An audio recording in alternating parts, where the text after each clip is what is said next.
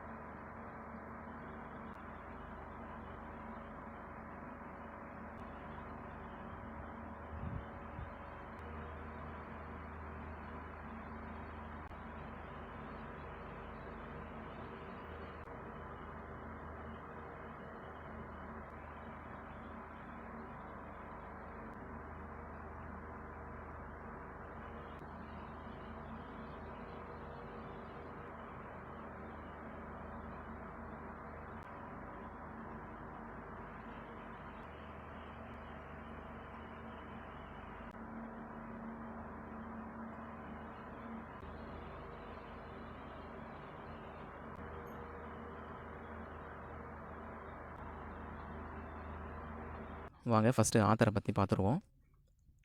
Eric Arthur player, இவரோட pen name George Orwell, அதாவது தமிழில் புனைப்பெயர் அப்படின்னு சொல்லுவோம். ஸோ இவர் பிறந்தது 1903, இறந்தது 1950. ஆங்கில இலக்கியத்துக்கு இவர் எந்தெந்த வகையான படைப்புகளை கொடுத்துருக்காரு அப்படின்னு பார்த்தோன்னா, ஃபஸ்ட்டு நாவல்ஸ் நிறைய எழுதியிருக்காரு, அதனால் நாவலிஸ்ட் அப்படின்னு சொல்கிறாங்க. அடுத்ததாக நிறைய கட்டுரைகள் எழுதியிருக்காரு, அதனால் எஸ்ஏயிஸ்ட் அப்படின்னு சொல்கிறாங்க. அடுத்ததாக செய்தித்தாள்கள்லேயும் வந்துட்டு ஆசிரியராக வேலை செஞ்சுருக்காரு, செய்தித்தாள் ஆசிரியராகவும் இருந்திருக்காரு, அதனால் ஜேர்னலிஸ்ட் அப்படின்னு சொல்கிறாங்க. அடுத்ததாக இலக்கியம் சார்ந்த நிறைய படைப்புகளை வந்து விமர்சனம் பண்ணியிருக்காரு, அதனால் வந்து இவரை கிரிட்டிக் அப்படின்னு சொல்லியிருக்காங்க. அடுத்ததாக எரிக் ஆர்தர் பிளேயர், அதாவது ஜார்ஜ் ஆர்வெல் அப்படின்னு சொன்னாலே இவரோட ஸ்டைல் வந்துட்டு கிளியர் ப்ரோஸ் அப்படின்னு சொல்லலாம். அதாவது உரைநடை எழுதுவார், ரொம்ப தெளிவாக இருக்கும், மற்றவங்கள மாதிரி கன்ஃபியூஸ் பண்ண மாட்டார். அடுத்ததாக வந்துட்டு அவேர்னஸ் ஆஃப் சோஷியல் இனிக்விட்டி, அதாவது இனிக்விட்டி அப்படின்னு சொன்னாலே வந்துட்டு அன்ஃபேர் பிஹேவியர் அப்படின்னு சொல்லலாம், அதாவது ஒழுங்கீன நடத்தை அப்படின்னு சொல்லலாம். ஸோ சமூகம் சார்ந்த அந்த ஒழுங்கீன நடத்தை பற்றி நிறைய மக்களுக்கு வந்து விழிப்புணர்வை ஏற்படுத்துவார். அடுத்ததாக இந்த சர்வாதிகார போக்கு, அதுக்கு எதிராகவும் வந்துட்டு குரல் கொடுப்பாரு அப்படின்னு சொல்லலாம், அதாவது டோட்டலிட்டாரியனிசம் அப்படின்னு சொல்கிறாங்க. ஸோ அந்த டோட்டலிட்டாரியனிசம் அப்படிங்கிறதுக்கு எதிராக நிறைய குரல் கொடுத்துருக்காரு. அடுத்ததாக வந்துட்டு இந்த டெமோக்ராட்டிக் சோஷியலிசம், அதாவது ஜனநாயக சமூகம் அப்படிங்கிற அந்த கருத்துக்கு ஆதரவாக வந்துட்டு நிறைய பேசியிருக்காரு. ஜனநாயக சமூகம் அப்படின்னு சொன்னாலே வந்துட்டு மக்களுக்கு எது தேவையோ அதை மட்டுமே வந்து பூர்த்தி செய்யணும், மக்களுக்காக தான் எல்லாமே அப்படிங்கிற உணர்வுகளுக்கு அதிக மதிப்பளித்து அதை வந்து சப்போர்ட்டும் பண்ணியிருக்காரு. அதுதான் வந்து டெமோக்ராட்டிக் சோஷியலிசம். ஜார்ஜ் ஆர்வெல் அதுக்கப்புறம் எதை பற்றியெல்லாம் எழுதியிருக்காரு, எதெல்லாம் எழுதியிருக்காரு அப்படின்றத கீழே விளக்கமாக கொடுத்துருக்காங்க. லிட்ரரி கிரிட்டிசிசம், இலக்கிய விமர்சனம் எழுதியிருக்காரு. அடுத்தது போய்ட்ரி பண்ணியிருக்காரு, அதாவது கவிதைகள் எழுதியிருக்காரு. ஃபிக்ஷன் வந்து எழுதியிருக்காரு. பாலிமிக்கல் ஜேர்னலிசம் எழுதியிருக்காரு. பாலிமிக்கல் ஜேர்னலிசம் அப்படின்னு சொன்னாலே செய்தித்தாளில் ஒருத்தரை சாடுற மாதிரியும் விமர்சனம் பண்ணுற மாதிரியும் எழுதுறது தான் பாலிமிக்கல் ஜேர்னலிசம். ஸோ அதையும் செஞ்சுருக்காரு. அடுத்ததாக இவரோட மிகச்சிறந்த படைப்புகளில் ஒன்று அனிமல் ஃபார்ம், 1945 வெளிவந்திருக்கு. இது வந்து பார்த்திங்கன்னா ஒரு சிம்பாலிக் ரைட்டிங் அப்படின்னு சொல்லலாம், அதாவது மறைமுகமாக தான் சொல்ல வர கருத்தை சொல்லியிருக்காரு அப்படின்னு சொல்லலாம். அடுத்ததாக வந்து டிஸ்டோப்பியன் நாவல். டிஸ்டோப்பியன் நாவல் அப்படின்னு சொன்னாலே ஏதோ ஒரு சமூகம் அல்லது ஒரு இடம், அங்கே வந்து மக்கள் எந்த அளவுக்கு துன்பப்படுறாங்க, அவங்களுக்கு எந்த அளவுக்கு அநீதிகள் இழைக்கப்படுது அப்படிங்கிற கருத்தை அடிப்படையாக கொண்டு எழுதியிருக்காரு, அதுதான் டிஸ்டோப்பியன் நாவல் சொல்லலாம். அந்த வகையான நாவலில் 1984 அப்படிங்கிற ஒரு ஒர்க்கையும் கொடுத்துருக்காங்க. அடுத்ததாக 2008 இப்போ வந்துட்டு ரீசெண்டாக த டைம்ஸ் அப்படிங்கிற ஒரு பத்திரிகை வந்துட்டு என்ன பண்ணியிருக்காங்கன்னா ஒரு லிஸ்ட் ஒன்று வெளியிட்டிருக்காங்க. அந்த லிஸ்ட்டில் 1945 இருந்து வந்த மிகச்சிறந்த எழுத்தாளர்களில் யார் யார் இருக்காங்க அப்படிங்கிறது அவங்களோட விருப்பப்படி ஒரு லிஸ்ட் விட்டுருக்காங்க. அந்த லிஸ்ட்டில் செகண்ட் ரேங்க் வந்துட்டு நம்ம ஜார்ஜ் ஆர்வெல் எடுத்திருக்காரு. About the author, Eric Arthur Blair was born in 1903 and died in 1950, whose pen name is George Orwell. George Orwell is the famous and well-known name for all the literary people and English reading people. He was a novelist. He wrote so many novels and he wrote so many essays, so he was called an essayist. Also he was called a journalist because he wrote for newspapers and he wrote articles and he wrote magazines, that's why he was called a journalist. Also, he was called a critic because he criticized the good and the bad about the literary piece, or he wrote about the favorite and unfavorites of literary work. That's why he was called a critic. His style was marked by clear prose and then making awareness among the people about social inequity. Social inequity means social unfair behavior or social immoralities. And then he showed his opposition about totalitarianism. That's mean dictatorship. In the dictatorship, peoples were not allowed to express their ideas, feelings, etc. The ruling people always dominate the ordinary people. This is called totalitarianism. Also, he supports democratic socialism. Democratic socialism means it believes to fulfill the people's need. Also, society and economy run democratically. That is called democratic socialism. The man George Orwell supports only democratic socialism. He truly believes and supports democratic socialism. George Orwell wrote literary criticism, poetry, fiction, and polemical journalism. Polemical journalism means attacking or criticizing in newspapers, articles, and magazines. That kind of writings is called polemical journalism. Also, he is best known for his allegorical novella and a dystopian novel. Allegorical novella means symbolic writing. Example, Animal Farm, written in 1945. Also, dystopian novel. It's mean a society or a state where a great suffering or injustice is existing. This is called a dystopian novel. Example, 1984, published in 1949. Also in 2008, the Times paper published a list of 15 greatest writers from British since 1945. In the list, our writer George Orwell got second in place. இந்த லெசனில் நம்ம George Orwell வந்து டீயை பற்றி தான் பேசியிருக்காரு. Tea வந்து நம்ம எப்படி ரெடி பண்ணுறது, அதை எப்படி டேஸ்ட் பண்ணுறது, அதோட கெயின் என்ன அப்படிங்கிறத பற்றிலாம் இந்த லெசனில் சொல்லியிருக்காரு. திடீர்னு ஏன் வந்து இந்த டாப்பிக்கை பற்றி அவர் பேசுகிறாரு அப்படின்னு பார்த்தீங்கன்னா, டீ தானே, இதுக்கு என்ன அவ்வளோ முக்கியத்துவம் கொடுக்கணும் அப்படிங்கிறத பற்றி நாமளே கூட யோசிக்கலாம். இவர்னாடா இவ்வளோ சீப்பாக சில்லியாக வந்துட்டு டீயை பற்றியெல்லாம் சொல்லியிருக்காரு, இவ்வளோ பெரிய ஆத்தர் அப்படின்னு சொல்லிட்டு நம்ம யோசிக்க முடியும் கண்டிப்பாக. ஆனால் அதுக்கு பின்னாடி இருக்கக்கூடிய ரீசன் என்ன அப்படிங்கிறதையும் நம்ம கண்டிப்பாக தெரிஞ்சுக்கணும். அதாவது டீ அப்படிங்கிறது வந்து பார்த்திங்கன்னா பிரிட்டன்லேயும் சரி, Ireland, Australia, New Zealand, even some other countries like India, இங்கெல்லாம் கூட வந்து பார்த்திங்கன்னா டீ அப்படிங்கிறது நாகரிகத்தில் ஒரு மிக முக்கிய பங்கு வகிக்குது அப்படின்னு சொல்லலாம். ஸோ அப்படிப்பட்ட டீ நம்ம வந்து எப்படி குடிக்கணும், எந்த மாதிரியான டேஸ்ட்டில் குடிக்கணும், அதை நம்ம எப்படி ரெடி பண்ணணும் அப்படிங்கிறது இன்னுமே வந்துட்டு ஒரு சரியான ஃபார்முலாஸ், ரூல்ஸ் வந்து கிடையவே கிடையாது. அது இன்னுமே டீ எப்படி ரெடி பண்ணுறது அப்படிங்கிறத பற்றி ஒரு பெரிய ஆர்கியூமெண்ட்டே போயிட்டுருக்கு. அது மட்டும் இல்லாமல் ஈவன் டீ எப்படி ரெடி பண்ணுறது அப்படின்ட்டு குக்கிங் புக்கில் கூட நம்ம தேடி பார்த்தோம் அப்படின்னு பார்த்தோன்னா கண்டிப்பாக வந்துட்டு டீயை பற்றி ஒரு சில நேரங்களில் சொல்லாமலே போயிருப்பாங்க. அப்படியே சொல்லியிருந்தாலும் சில இன்ஸ்ட்ரக்ஷன்ஸ் மட்டும்தான் கொடுத்துருப்பாங்க. அந்த இன்ஸ்ட்ரக்ஷன்ஸ் கூட வந்துட்டு ஒழுங்காக வந்து ரூல்ஸை வந்து ஃபாலோ பண்ண மாதிரி இருக்காது. ஸோ அதனால தான் வந்துட்டு இங்கே இந்த லெசனில் வந்துட்டு டீயை பற்றியும் அதோட ரூல்ஸை பற்றியும், அதை நம்ம எப்படி போட்டு எப்படி டேஸ்ட் பண்ணணும், அதுக்கப்புறம் அதோட கெயின்ஸ் என்ன அப்படிங்கிறத பற்றியும் இந்த லெசனில் இவர் சொல்லியிருக்காரு. People always want to have a nice, tasty, perfect cup of tea. To make a nice cup of tea, we sometimes depend on the cooking book. We take the book and search for the topic about the tea. Sometimes the topic is unmentioned in the book, or else if we find the topic is there in the book, the instructions about the tea is not following the rules. And then the countries like Britain, Ireland, Australia and New Zealand, the tea is given an important place and it plays a vital role in their civilization, but the rules for the making tea is not there, not strictly followed there. Also, the best manner of making tea is still the subject for the argument, and it creates a violent disputes among the people. டீயை பற்றி நிறைய பேர் நிறைய விதமான கருத்துக்களை வந்து சொல்லிக்கிட்டு இருக்காங்க, நிறைய விதிமுறைகளையும் முன் வச்சுக்கிட்டு இருக்காங்க. அது எல்லாமே வந்து முரண்பட்டதாக தான் இருந்துக்கிட்டு இருக்குது. ஸோ அது எல்லாத்துக்கும் முடிவு கட்டணும் அப்படிங்கிற விதத்தில் தான் இவர் என்ன சொல்கிறாருன்னா, ஒரு 11 விதிமுறைகளை வகுத்து கொடுத்துருக்காரு. அதை ப்ரூவ் பண்ணுறதுக்காக தான் மேலே ஒரு கொட்டேஷன் இருக்குது பாருங்கள். Here are my own 11 rules, every one of which I regard as golden. அதாவது என்னோட கருத்துப்படி நான் ஒரு 11 விதிமுறைகளை வகுத்து கொடுத்துருக்குறேன். அதில் வரக்கூடிய ஒரு விதிமுறையுமே கோல்டன் ரூல் அப்படின்னு நான் நம்புகிறேன் அப்படி சொல்லிட்டு மீன் பண்ணியிருக்காரு இந்த கொட்டேஷனில். வாங்க ஃபர்ஸ்ட் ரூலை வந்து பார்க்கலாம். அதாவது டீ வந்து நிறைய கண்ட்ரிஸ் வந்து எக்ஸ்போர்ட் பண்ணிக்கிட்டு இருக்காங்க, வெளிநாட்டுகளுக்கெல்லாம் ஏற்றுமதி பண்ணிக்கிட்டு இருக்காங்க. அதில் சைனா, இந்தியா, ஸ்ரீலங்கா, பர்மா, அடுத்தது ஜெர்மனி, போலண்டு, இந்த யுஏஇ, இந்த யூஎஸ், இந்த யூகே அப்படி சொல்லிட்டு அடிக்கிட்டு போய்கிட்டே இருக்கலாம். பட் அது எல்லாத்தையும் தாண்டி ஜார்ஜ் ஆர்வெல் நமக்கு சஜஸ்ட் பண்ணுறது எந்த டீ அப்படின்னு பார்த்தீங்கன்னா இந்தியன் டீ அல்லது ஸ்ரீலங்கன் டீ தான் எடுத்துக்க சொல்கிறாரு. இதை நம்ம சாப்பிட்டோம் அப்படின்னு சொன்னால் கண்டிப்பாக நமக்குள்ளார ஒரு மாற்றத்தை ஃபீல் பண்ண முடியும். ஸோ பொதுவாக சொல்லணும்னா a nice cup of tea அப்படின்னு நம்ம சொல்ல முடியும் அப்படின்னு பார்த்தீங்கன்னா அது இந்தியன் டீக்கு மட்டும்தான் பொருந்தும். இந்தியன் டீ குடித்தோம் அப்படின்னு சொன்னால் கண்டிப்பாக யார் ஒருவராலையும் a nice cup of tea அப்படி சொல்லிட்டு ஃபீல் பண்ண முடியும், சொல்ல முடியும். நெக்ஸ்ட் வந்துட்டு சைனா டீயை பற்றி சொல்கிறாரு. சைனா டீ எப்போவுமே எக்கனாமிக்கலாக இருக்கும். மில்கே ஆட் பண்ணாமல் கூட சைனா டீ நம்மளால் எடுத்துக்க முடியும். ஆனால் குடித்த பிறகு நம்மளால் எந்த ஒரு மாற்றத்தையும் உணர முடியாது. நம்மளுக்குள்ளார அறிவாளித்தனமாகவோ, அதாவது வைசராகவோ, அல்லது தைரியசாலியாவோ, பிரேவராகவோ, அல்லது நம்பிக்கை வந்த மாதிரியோ, ஆப்டிமிஸ்டிக்காக இந்த மாதிரி எப்படியும் ஃபீல் பண்ணிட முடியாது சைனா டீ குடித்தா. நெக்ஸ்ட்டு செகண்ட் ரூலில் என்ன சொல்கிறாரு அப்படின்னு பார்த்தீங்கன்னா, டீ வந்து கண்டிப்பாக ஒரு சிறிய பாத்திரத்தில் தான் வந்து டீ போடணும். பெரிய பாத்திரத்தில் நம்ம டீ போட்டோம் அப்படின்னு சொன்னால் அது டேஸ்ட்டாக இருக்காது. ஃபார் எக்ஸாம்பிள் ஆர்மிலலாம் வந்துட்டு பார்த்திங்கன்னா ஒரு பெரிய அண்டா மாதிரியோ இல்லை குப்பரை மாதிரியோ ஒரு பாத்திரத்தில் தான் நிறைய பேருக்கு டீ கொடுக்கணும் அப்படின்றதுக்காக போடுவாங்க.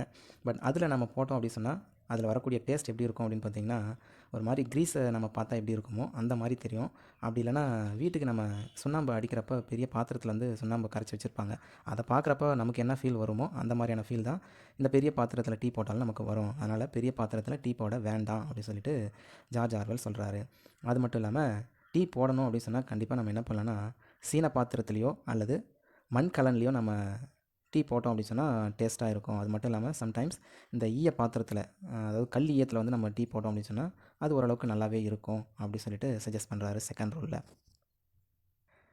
Here are the 11 golden rules prescribed by George Orwell to make a perfect cup of tea. In the first rule, there are so many countries like China, India, Sri Lanka, Burma, Poland, Germany, the UAE, the UK, and US. These countries are exporting the tea to the various countries around the world. But George Orwell suggests us to take and prefer Indian tea or Sri Lankan tea, that is called Ceylonese tea. One can feel easily stimulated, excited, enthusiastic after drinking Indian tea, and also one can easily feel a wiser, a braver, or an optimistic one, being hopeful. So one can easily use the phrase a nice cup of tea after drinking Indian tea. But sometimes China tea is economical. Even one can drink China tea without milk, but one cannot feel stimulated, excited. One cannot feel wiser, braver, or an optimistic one. Rule number 2. Tea should be made in a small quantities, especially in a small teapot. The teapot should be of Chinaware, earthenware, sometimes a pewter teapot. This can give us a good taste of tea. Or else silverware or Britanniaware. This only gives us a low and inferior level of tasting tea. Then, if we prepare tea in the big pot, this never gives us a good taste of tea. For example, in the army, there prepare tea in a cauldron, a big pot. This looks like a grease. This tastes like a grease, tastes like a whitewash farmhouse. So we should not prepare tea in a big pot. We should only prepare tea in a small teapot. Third rule, இதில் என்ன சொல்கிறாரு அப்படின்னு பார்த்தீங்கன்னா tea பாட், அதாவது tea போடக்கூடிய அந்த பாத்திரம் வந்துட்டு சூடாக வச்சுக்கணும் டீ போடுறதுக்கு முன்னாடி அப்படிங்கிறாரு. ஸோ சூடாக வச்சுக்கணும் அப்படின்றதுக்காக நம்ம என்ன செய்யலாம் அப்படின்னு பார்த்தீங்கன்னா சுடு தண்ணி வச்சு கழுவிக்கலாம். அப்படி இல்லைனா நம்மளோட ஸ்டவ்வுக்கு பக்கத்தில் வச்சு கொஞ்சம் வார்மிங்காக வச்சுக்கலாம் அப்படிங்கிற மாதிரி சஜஸ்ட் பண்ணுறாரு. நெக்ஸ்ட்டு ஃபோர்த் ரூலில் என்ன சொல்கிறாரு அப்படின்னா டீ வந்து நம்ம குடிக்கிறப்ப எப்போவுமே ஸ்ட்ராங்காக தான் குடிக்கணும். வீக்கான டீயை வந்து குடிக்கக்கூடாது. அப்படி குடித்தோம் அப்படின்னு சொன்னால் நமக்கு எந்த ஒரு ஸ்டிமுலேஷனும் கிடைக்காது அப்படிங்கிற மாதிரி சொல்கிறாரு. ஸோ அந்த ஸ்ட்ராங்கான டீ குடிக்கணும் அப்படின்றதுக்காக அவரே வந்துட்டு ஒரு மெஷர்மெண்ட்டையும் கொடுக்குறாருங்க. அந்த மெஷர்மெண்ட் படி நம்ம டீ எடுத்துக்கிட்டோம் அப்படின்னு சொன்னால் கண்டிப்பாக ஸ்ட்ராங்கானதாக இருக்கும், நமக்கு ஒரு ஸ்டிமுலேஷன் கிடைக்கும் அப்படின்ற மாதிரி சொல்கிறாரு. ஸோ அந்த மெஷர்மெண்ட்டை பார்க்குறதுக்கு முன்னாடி இங்கே குவாட் அப்படின்ற ஒரு அளவீடை கொடுத்துருக்காரு. அந்த அளவீடை தெரிஞ்சுக்கலாம். இந்த குவாட் அப்படிங்கிற அளவீடை தெரிஞ்சுக்கிறதுக்கு முன்னாடி கேலன் அப்படிங்கிறத நம்ம தெரிஞ்சுக்கணும். கேலன் அப்படிங்கிறது என்னென்னா கிட்டத்தட்ட 4 லிட்டர் கொள்கலனை தான் வந்துட்டு நம்ம கேலன் அப்படின்னு சொல்லலாம்.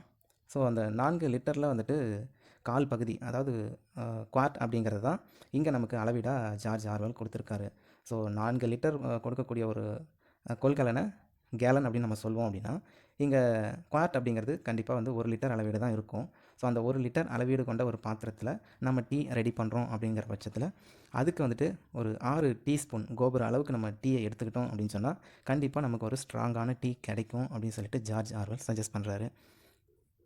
ரூல் நம்பர் 5, டீ ப்ரிப்பேர் பண்ணுறதுக்காக டீயை வந்து நம்ம நேரடியாக பாத்திரத்துக்குள்ளார போடுறது தான் நல்லது அப்படின்னு சொல்லிட்டு சஜஸ்ட் பண்ணுறாரு. ஸ்ட்ரெயினர்ஸ் வந்து யூஸ் பண்ணக்கூடாது, மஸ்லின் பேக்ஸ் வந்து யூஸ் பண்ணக்கூடாது, இல்லை வேறு ஏதாச்சும் கருவிகள் பயன்படுத்தி டீயை வந்துட்டு நம்ம தடுத்து வைக்கக்கூடாது அப்படின்ற மாதிரி சொல்கிறாரு. நேரடியாக வந்து அந்த கொதிக்கிற தண்ணியில் நம்ம பயன்படுத்துறது தான் நல்லது அப்படின்னு சொல்லிட்டு சொல்கிறாரு.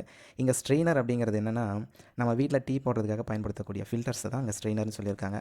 அடுத்ததான் மஸ்லின் பேக்ஸ் அப்படிங்கிறது என்னென்னா, ஃபில்டர் தான், ஆனால் துணியால் செஞ்சுருப்பாங்க. இந்த மாதிரி மஸ்லின் பேக் அப்படிங்கிறத நம்ம எங்கே பார்க்கலாம் அப்படின்னு பார்த்தீங்கன்னா, நார்மலாக டீ ஷாப்லலாம் வந்துட்டு இந்த மஸ்லின் பேக் தான் யூஸ் பண்ணியிருப்பாங்க. அடுத்ததாக வந்துட்டு வேறு ஏதாச்சும் இந்த டீயை ஃபில்டர் பண்ணுறதுக்காக டூல்ஸ் வச்சு யாரும் ஃபில்டர் பண்ண வேண்டாம், அது நல்லதாக இருக்காது அப்படிங்கிற மாதிரி ஆர்வல் சஜஸ்ட் பண்ணுறாரு. அடுத்ததாக ஒரு சில கண்ட்ரீஸ்லலாம் வந்து பார்த்திங்கன்னா, அந்த டீ பாட்டுக்கு கூடவே, அதாவது டீ பாட் இருக்கும், அந்த டீ பாட்டில் சைடில் வந்து பார்த்திங்கன்னா ஒரு பைப் ஒன்று அட்டாச் பண்ணியிருப்பாங்க. அந்த பைப் வழியாக வந்து டீ ஊற்றுறதுக்காக வச்சுருப்பாங்க.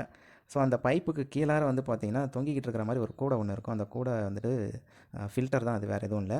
ஸோ அந்த ஃபில்டர் எதுக்காக பயன்படுத்துகிறாங்க அந்த டீ பாட்டில் அப்படின்னு பார்த்திங்கன்னா, இந்த டீ லீவ்ஸை வந்துட்டு ஃபில்டர் பண்ணுறதுக்காக தான் வந்துட்டு அதை யூஸ் பண்ணுறாங்க. பட் அந்த மாதிரி வந்து ஃபில்டர் பண்ணுறது தவறு அப்படின்னு சொல்லிட்டு ஜார்ஜ் ஆர்வெல் சொல்கிறாருங்க. ஏன் வந்து அந்த டீ லீவ்ஸை ஃபில்டர் பண்ணணும்னு நினைக்கிறாங்க அப்படின்னு பார்த்திங்கன்னா, டீ லீவ்ஸ் வந்து நேரடியாக நம்ம குடித்தோம் அப்படின்னு சொன்னால் நம்மளோட உடலுக்கு அது ஒரு பாதிப்பை ஏற்படுத்தும் அப்படின்ற மாதிரி நினச்சிட்டு இருக்கிறாங்க. ஆனால் அது தவறான ஒரு எண்ணம். அந்த மாதிரி வந்துட்டு குடிக்கிறதுனால எந்த ஒரு தீங்கும் நமக்கு உடலுக்கு ஏற்படாது அப்படின்னு சொல்லிட்டு ஜார்ஜ் ஆர்வெல் சொல்கிறாரு. ஸோ டீயை நம்ம நேரடியாக தண்ணியில் ஃப்ரீயாக விடுறது மூலிமா அந்த ஃபுல் எசன்ஸ் வந்து நமக்கு கிடைக்கும் அப்படிங்கிறது தான் இந்த பாயிண்டில் முக்கியமாக அவர் சொல்ல வர கருத்து. அடுத்தது ரூல் நம்பர் 6. நம்ம பெரும்பாலும் வந்துட்டு கெட்டல் அப்படிங்கிற பாத்திரத்துக்கு பதிலாக டீ பாட் அப்படிங்கிறதையே நம்ம பயன்படுத்திக்கலாம் அப்படின்ட்டு ஜார்ஜ் ஆர்வெல் 6th ரூலில் சொல்கிறாரு. அது மட்டும் இல்லாமல் டீ ப்ரிப்பேர் பண்ணும்போது நம்ம கொதிக்கிற தண்ணியை தான் வந்து பயன்படுத்தணும் அப்படின்னு சொல்லிட்டு சொல்கிறாரு. அதாவது தண்ணி கொதிச்சுக்கிட்டே இருக்கணும், கொதிக்கிற தண்ணியில் தான் நம்ம டீ தூள், அந்த டீ லீவ்ஸ் வந்து போட்டோம் அப்படின்னு சொன்னிங்கன்னா அந்த எசன்ஸ் வந்து ஃபுல்லாக எல்லா இடத்துலையும் மிக்ஸ் ஆகிரும் அப்படின்ற மாதிரி சொல்கிறாரு. The third rule, before making the tea, the pot should be warmed in advance. To make the pot warm, we can use the hot water to wash the pot, or else we can place the pot near the stove so we can get the pot be warmed. Fourth rule, George Orwell says the tea should be strong to drink. He also says one strong cup of tea is better than 20 weak cups of the tea. So he suggests an idea. For a pot has the capacity of a quart, we can use 6 heaped teaspoons of the tea. This would be about right to have a strong cup of the tea. In the fifth rule, George Orwell says the tea should be put straight into the pot.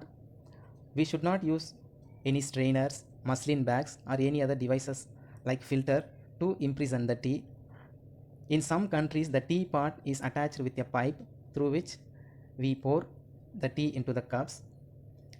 Under the pipe, there we can see a hanging basket. Actually, it is not a basket, it is a hanging filter to filter the tea leaves.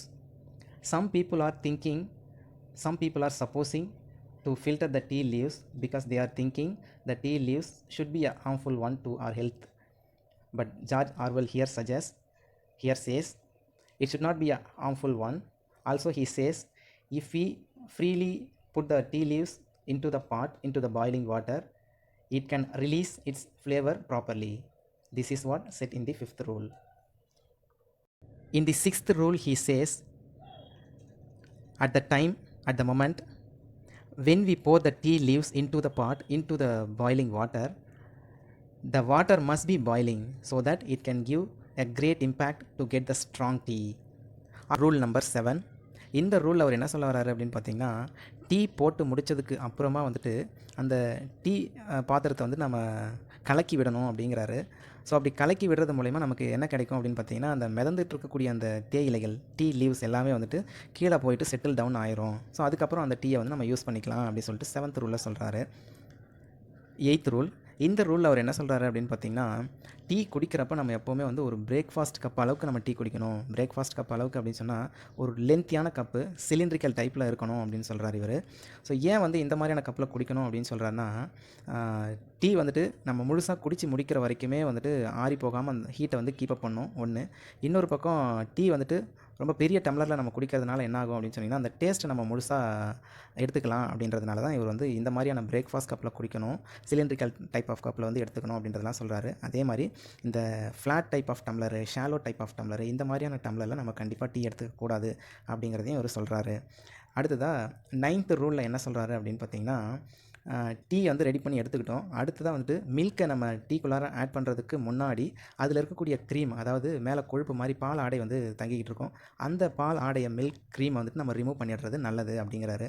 So அந்த க்ரீமை நம்ம remove பண்ணிட்டோம் அப்படின்னு சொன்னால் அந்த original taste நமக்கு கிடைக்கும், taste வந்து செதஞ்சு போகாமல் இருக்கும் அப்படின்றது தான் வந்து 9th ரூலில் சொல்கிறாரு.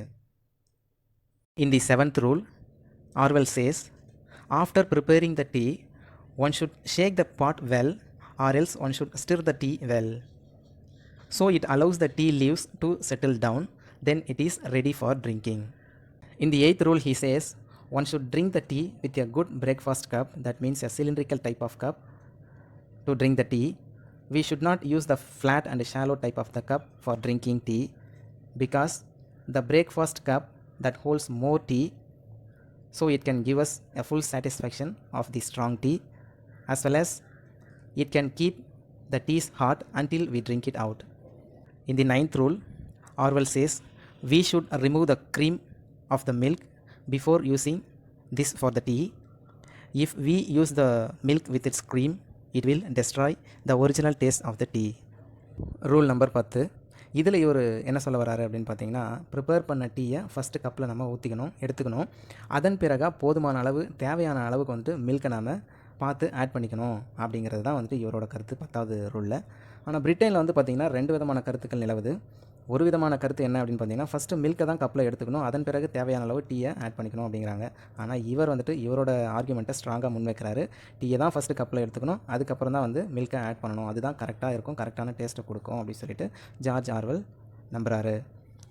In the 10th rule, George Orwell argues, we should first pour the tea into the cup and then we add the milk sufficient enough into the cup.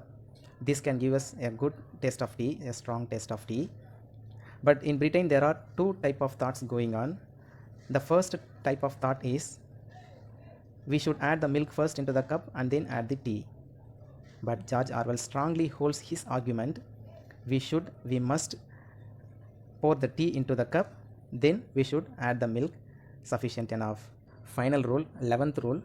இதில் அவர் வந்து முக்கியமாக எதை பற்றி சொல்கிறாரு அப்படின்னு பார்த்தீங்கன்னா, டீ வந்து ரெடி பண்ணியாச்சு, ஃபைனலாக வந்துட்டு டீ குடிக்கிறப்ப டீயில் வந்துட்டு சுகர் ஆட் பண்ணாமல் தான் நம்ம கண்டிப்பாக குடிக்கணும் அப்படிங்கிறாரு. இப்போ ரஷ்யாலலாம் வந்து பார்த்திங்கன்னா டீ குடிக்கிறப்ப சுகர் ஆட் பண்ணி குடிக்கிறாங்களாம். ஸோ அந்த மாதிரியான ஸ்டைலில் நம்ம குடிக்கக்கூடாது. டீயை வந்து உண்மையாக நேசித்து ரசித்து குடிக்கணும் அப்படின்னு நினைக்கிறவங்க டீயில் வந்து சுகரை ஆட் பண்ணி குடிக்க மாட்டாங்க. அந்த மாதிரி குடித்தா அது எதுக்கு சமம் அப்படின்னு பார்த்திங்கன்னா, டீயில் வந்து பெப்பரை போட்டு குடிக்கிறதுக்கும் சால்ட்டை போட்டு குடிக்கிறதுக்கும் சமம். நாம் வந்து கண்டிப்பாக அந்த மாதிரி போட்டு குடிக்கவே மாட்டோம், அது நமக்கே தெரியும். ஸோ அதனால தான் இவர் சொல்கிறாரு, டீயில் வந்து நம்ம சுகர் ஆட் பண்ணுறதுனால என்ன ஆகும் அப்படின்னு பார்த்தீங்கன்னா, சுகரோட டேஸ்ட்டு தான் நமக்கு தெரியுமே ஒழிய டீயோட டேஸ்ட்டு நமக்கு தெரியாமலேயே போயிடும். அதனால் சுகரை ஆட் பண்ணிக்கவே கூடாது அப்படின்னு சொல்லிட்டு இந்த லாஸ்ட் பாயிண்டில் அவர் சொல்கிறாரு. In the last 11th rule, George Orwell suggests the tea should be drunk without sugar. That's mean we should drink tea without adding sugar. The Russian people always drinking tea with adding sugar, but George Orwell says we should not be like Russian people. If we add the sugar into the tea, then we can only taste the sweet, the sugar, not the tea itself. If we are a true tea lover, we must avoid adding the sugar into the tea. This is what said in the last rule by George Orwell. கீழே வந்து ஒரு paragraph கொடுத்துருக்காங்க பாருங்கள். சில மாதிரியான people வந்துட்டு டீயை எதுக்காக குடிக்கிறாங்க அப்படின்னு பார்த்தீங்கன்னா, அவங்கள வந்து ஹீட்டாக வச்சுக்கிறதுக்கும் ரொம்ப ஆக்டிவாக ஸ்டிமுலேட்டடாக வச்சுக்கிறதுக்கும் மட்டும்தான் வந்து டீயை குடிக்கிறாங்க. அதனால தான் வந்துட்டு அவங்க என்ன பண்ணுறாங்கன்னா சுகரை வந்து ஆட் பண்ணுறாங்களாமா. ஸோ அந்த மாதிரி சுகர் ஆட் பண்ணுறதுனால என்ன ஆகுது அப்படின்னு பார்த்தீங்கன்னா, டீயோட ஒரிஜினல் டேஸ்ட் வந்து இல்லாமல் போயிடுது அப்படின்னு சொல்லிட்டு ஆர்வெல் ஃபீல் பண்ணுறாரு. ஸோ அந்த மாதிரியான பீப்புளுக்கு ஜார்ஜ் ஆர்வெல் என்ன சஜஸ்ட் பண்ணுறாரு அப்படின்னு பார்த்தீங்கன்னா, ஒரு 2 வாரத்துக்கு வந்துட்டு, அதாவது ஒரு ஃபோர்ட் நைட் அப்படிங்கிறது அங்கே 2 வாரத்தை நம்ம சொல்கிறோம். ஸோ அந்த ஒரு ஃபோர்ட் நைட்டுக்கு வந்து நீங்கள் என்ன பண்ணுங்கன்னா டீயை சுகர் இல்லாமல் குடிச்சு பாருங்கள். அதுக்கப்புறம் எப்போவுமே நீங்கள் என்ன பண்ண மாட்டீங்க, சுகரை டீயில் ஆட் பண்ணி குடிக்க மாட்டீங்க. அதன் பிறகு உங்களோட ஒரிஜினல் டேஸ்ட்டு, ஒரிஜினல் வேல்யூ வந்து டீயோடது என்ன அப்படிங்கிறது உங்களுக்கு தெரிய வரும். Look at the point below to the 11th rule. Here some people are telling they are drinking tea only to get themselves heated and stimulated. So they want to add the sugar into the tea and then spoil the real taste of the tea by adding the sugar. For those people, George Orwell says, at least for a fortnight, for 2 weeks. If you drink tea without adding sugar, then never again you want to drink the tea with adding sugar. Tea லீவ்ஸை பொறுத்த வரைக்கும் tea போடுறதுக்கு மட்டுமே பயன்படாமல் வேறு எதுக்கெலாம் பயன்படுது அப்படிங்கிறத கடைசியாக சொல்லியிருக்காரு. ஸோ டீ லீவ்ஸை வச்சு நம்ம என்ன பண்ணலாம் அப்படின்னு பார்த்திங்கன்னா, ஒருத்தரோட நல்ல நேரத்தை வந்து கணிச்சு சொல்லலாம். அடுத்ததாக வந்துட்டு நம்ம வீட்டுக்கு புதுசாக யாரோ வரப்போகிறாங்க அப்படிங்கிறதையும் கணிச்சு சொல்லலாம். அடுத்ததாக வந்துட்டு ஃபீடிங் ரேபிட்ஸ், அதாவது முயல்களுக்கு கூட நம்ம இந்த டீ லீவ்ஸை உணவாக கொடுக்கலாம். அடுத்ததாக வந்துட்டு டீ லீவ்ஸை நம்மளோட தீ காயங்களுக்கு வந்துட்டு மருந்தாக கொடுக்கலாம். லாஸ்ட்டாக சொல்லணும் அப்படின்னு பார்த்திங்கன்னா, நம்மளோட படுக்கை அறையை வந்து சுத்தம் பண்ணுறதுக்கு தொடப்ப மாதிரி கூட வந்துட்டு இந்த டீ லீவ்ஸை பயன்படுத்திக்கலாம் அப்படின்னு சொல்லிட்டு இந்த டீ லீவ்ஸோட பயன்பாடுகளை பற்றி ஃபைனலாக சொல்லியிருக்காரு. கடைசியாக மீண்டும் ஒரு முறை நமக்கு ரிமைண்ட் பண்ணுறாரு, நமக்கு ஒரிஜினல் ஸ்ட்ராங் டீ வந்து நம்ம டேஸ்ட் பண்ணணும், a nice cup of tea நமக்கு வேணும் அப்படின்னு நினச்சினா கண்டிப்பாக டீ போடுறதுக்கு முன்னாடி அந்த டீ பாட் வந்து வார்மிங்காக தான் இருக்கணும், ஹீட்டாக தான் இருக்கணும் அப்படிங்கிறதும், அடுத்ததான் டீ லீவ்ஸை நம்ம ஆட் பண்ணுறதுக்கு முன்னாடி தண்ணி வந்து கொதிச்சிக்கிட்டு தான் இருக்கணும் அப்படிங்கிறதையும் வந்து ஃபைனலாக மீண்டும் ஒரு முறை நமக்கு ரிமைண்ட் பண்ணியிருக்காரு. ஸோ அந்த மாதிரி வந்துட்டு பாயிலிங் வாட்டரில் நம்ம டீ லீவ்ஸை போடுறதன் மூலிமா நமக்கு என்ன ஆகும் அப்படின்னு பார்த்திங்கன்னா, அந்த லீவ்ஸோட எசன்ஸ் வந்து ஃபுல்லாக வந்து பிழிஞ்சு எடுத்த மாதிரி வந்துட்டு நமக்கு முழுசாக கிடைக்க ஆரம்பிக்கும். ஸோ அதுக்கப்புறம் நம்மளால் கண்டிப்பாக ஸ்ட்ராங் டீயை வந்து குடிக்க முடியும், டேஸ்ட் பண்ண முடியும். அதனால் வந்துட்டு a nice cup of tea அப்படிங்கிற அந்த ஃபீலிங்கும் நம்மளால் உணர முடியும். இதுதான் வந்துட்டு இவ்வளோ நேரமாக இந்த எஸ்ஏவில் ஜார்ஜ் ஆர்வெல் சொல்லியிருக்காரு. Finally George Orwell talks about the usage of tea leaves. We can use the tea leaves for telling someone's fortune, to predict someone's good time in future. Then we can use the tea leaves for predicting someone's arrival to a house. Then we can use the tea leaves to feed the rabbits. We can use the tea leaves as food to the rabbits. We can use the tea leaves for burning wounds. We can finally use the tea leaves as the broomstick to sweep our carpet in our home. Eventually, George Orwell says, if we want to have a strong and nice cup of tea, we must keep warming the pot before preparing tea, as well as we must keep the water boiling when we pour the tea leaves into the water. So the boiling water, the boiling hot water can twist out the full essence, the whole essence of the tea. Then we can have, as said earlier, to have a strong and nice cup of tea. This is what so far said in the lesson by George Orwell. A nice cup of tea. இவ்வளோ நேரமாக இந்த லெசனை தான் நம்ம பார்த்துக்கிட்டு இருந்தோம். நீங்களும் வந்து இந்த லெசனை பார்த்து ரசிச்சிருப்பீங்க அப்படின்னு நான் நம்புகிறேன். ஸோ மீண்டும் அடுத்த வீடியோவில் வேறு ஒரு டாப்பிக்கோடு நான் உங்களை வந்து சந்திக்கிறேன். அது வரைக்கும் உங்கள்கிட்ட இருந்து விடை பெற்றுக்கொள்கிறேன். Thank you so much.